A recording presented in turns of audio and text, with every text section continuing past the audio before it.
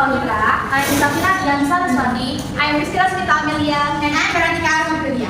We will present about motivating individuals, teams, and organizations. So, what is motivation?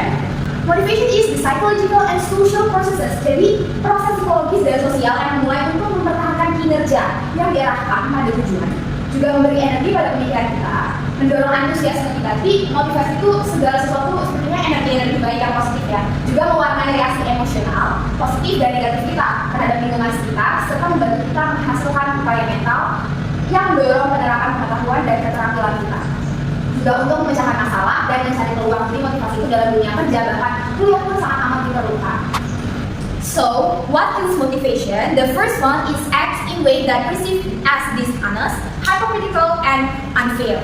The second one is provide performance goals that are vague, impossible, and constantly changing. The third one is implementing arbitrary and unnecessary rules, policies, and work practices. The fourth one is supporting constant competition among everyone in the organization.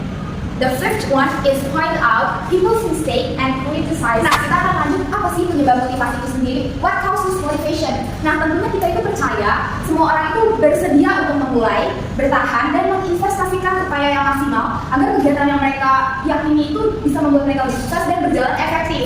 Siapa sih yang tidak mau rencana-rencana atau rumah kehidupannya berjalan secara sukses juga efektif dalam setiap rencana-rencana berjalan.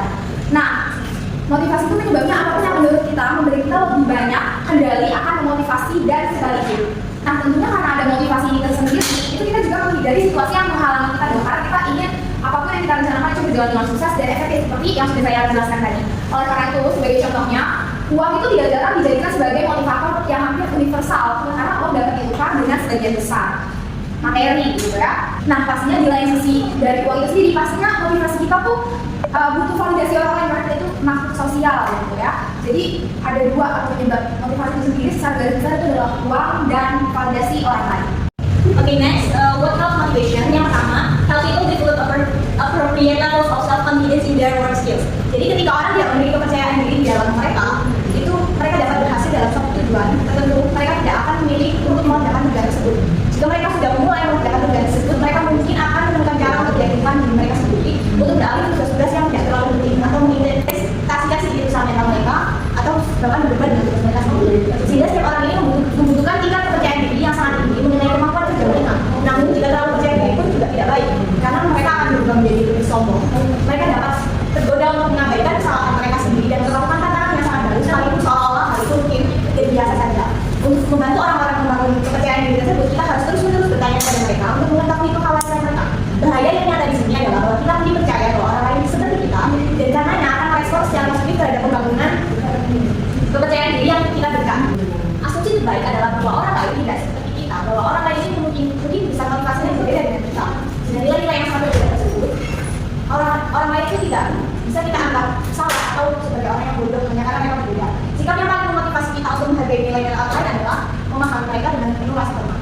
Kita tidak harus setuju dengan orang lain atau berbeda nilai dengan mereka untuk menghormati hak mereka untuk memiliki keyakinan dengan gaya yang berbeda. Terlalu percaya diri dapat membuat mereka menolak untuk mengubah pandangan mereka ketika mereka tidak berhasil dalam tugas mereka. Sehingga orang lain yang terlalu percaya diri itu cenderung menyalahkan orang lain dan takdir atas kesalahan yang mereka perbuat. Ada beberapa cara yang dapat dilakukan untuk membangun emosi yang baik di dalam lingkungan kerjaan.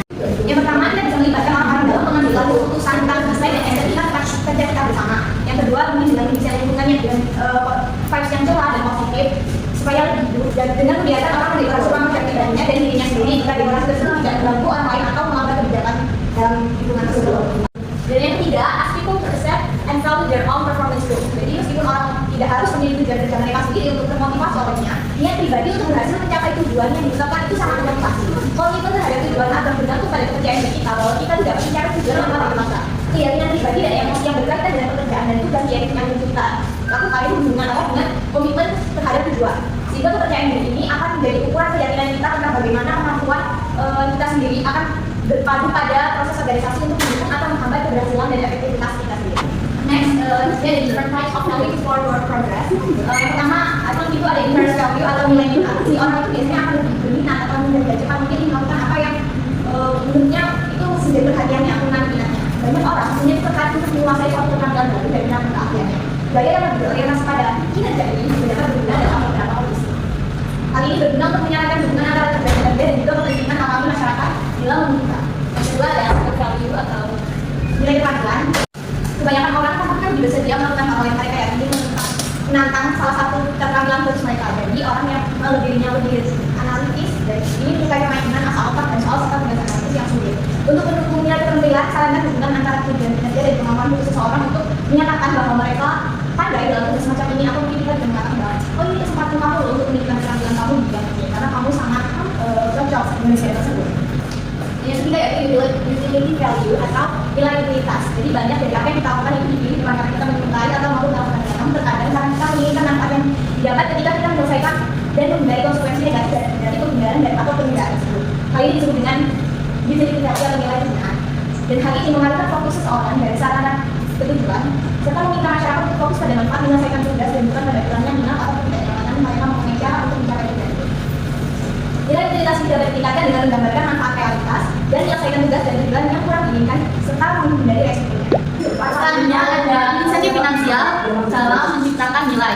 Cara yang paling efektif untuk meningkatkan motivasi kerja yaitu dengan cara memberikan insentif finansial terhadap kinerja yang lebih kinerja sebelumnya. Hasil penelitian itu menunjukkan bahwa uang tunai ataupun insentif nyata lainnya itu merupakan salah satu cara yang paling ampuh dan paling mudah untuk meningkatkan nilai yang diberikan seseorang terhadap tujuan kerjanya.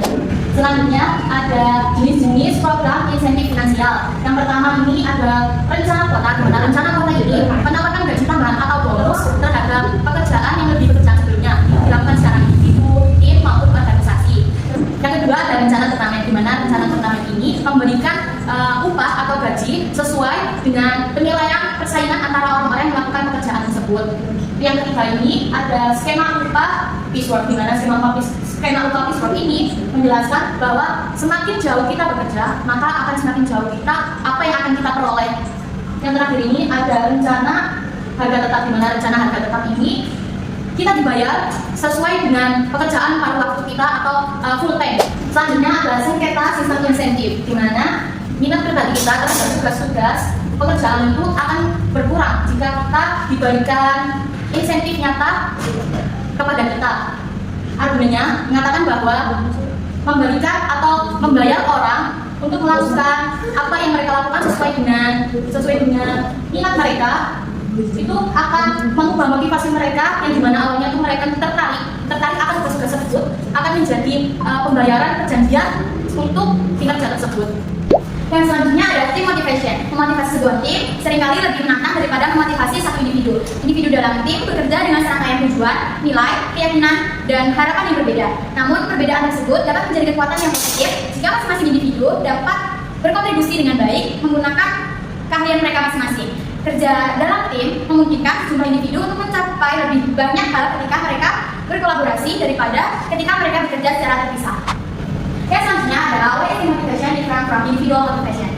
Masalah kritis utama dalam motivasi tim adalah kejelasan tentang definisi sebuah tim. Hampir semua orang yang mempelajari tim menekankan bahwa tidak perlu menggunakan strategi motivasi tim ketika tim didefinisikan sebagai sebuah kelompok yang terdiri dari 2 orang atau lebih yang memiliki keterampilan yang sama dan hanya bekerja sama dalam mencapai tujuan bersama.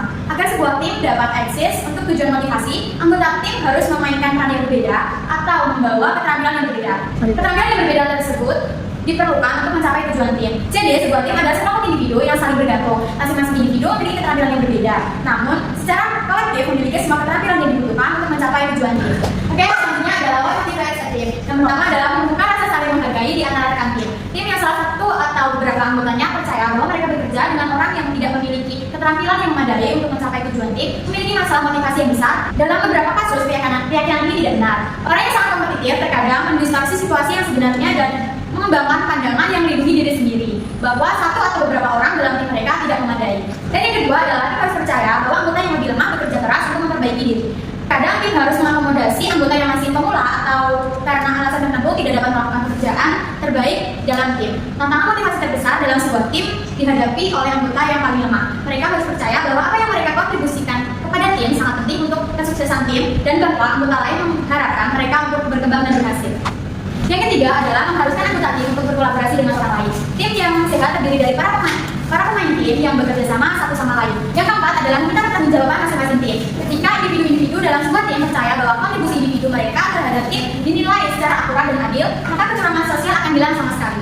Dan yang terakhir adalah mengarahkan sangat kompetitif tim di luar tim dan organisasi. Kompetisi bisa sangat memotivasi individu atau tim, mengubah persaingan yang standar instan, dapat membantu jika diarahkan pada persaingan organisasi. Tetapi jika dapat mendukung tingkat persaingan internal yang destruktif dan mengalihkan perhatian dan energi dari tujuan organisasi. That's it, our presentation about motivating. So we will do a quiz. Are you guys excited about the quiz? Okay, we will next to the quiz.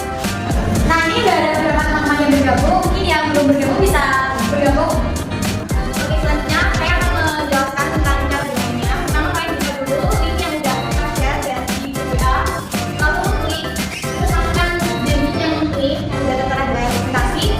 Dan terus setelah join nanti akan ada beberapa pertanyaan yang nantinya akan hanya muncul di layar presentasi, bukan di HP kalian. Jadi di HP kalian itu cuma tinggal memilih opsi jawaban aja. Oke? Ini jawabannya. Udah join semua ya, and we will start from now.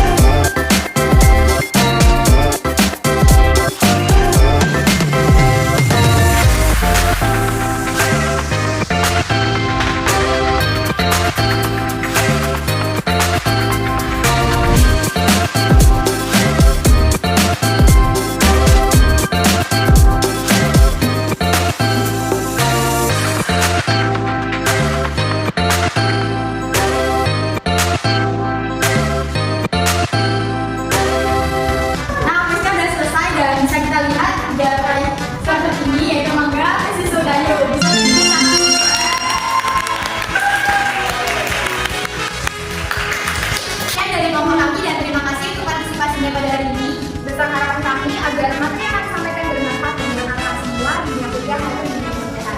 Kami pamit undur diri. See you!